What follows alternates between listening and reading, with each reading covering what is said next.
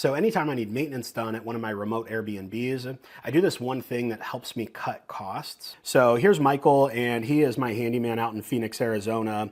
And as you can see here, what I try and do is I try and batch my maintenance items. So I keep a list of them, and you could see, I mean, tightening the bunk beds, adding a string light, swapping the batteries in the cameras. There's my furnace filters, propane swap. And you could see here, I think I even recorded him like a Loom video of some additional items. And what this allows me to do is save on money because I could just batch these items and then send a maintenance guy there, once a month or every other month.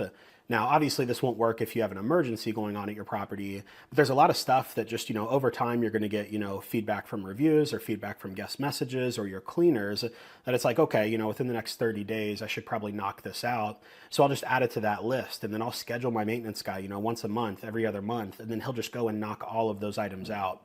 And the reason that this is important is because your handyman are generally going to charge you like a 2 or a 3 hour minimum.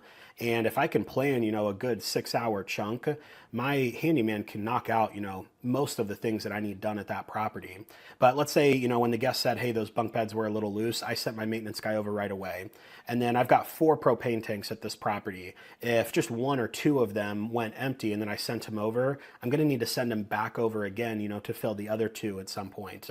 Same thing with, adding those string lights. I've got 5 sets of string lights in my backyard. 1 of them was burnt out. I didn't address it right away. I just added it to that maintenance list.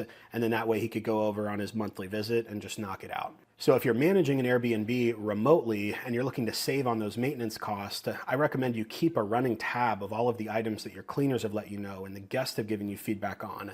And if it's not an emergency, try and batch that and give your maintenance guy a full day's worth of work to get the most for your money. Give me a follow for more Airbnb operations tips that protect your profits.